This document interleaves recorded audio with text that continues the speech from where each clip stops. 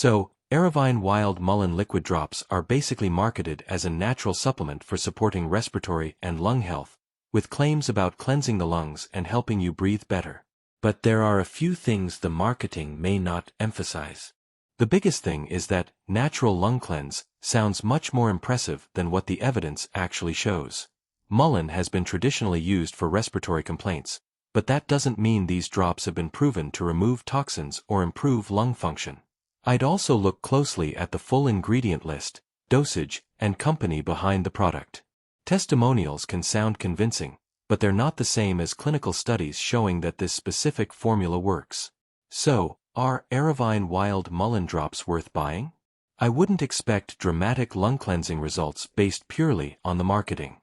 Check the evidence, ingredients, independent reviews, and return policy before spending your money.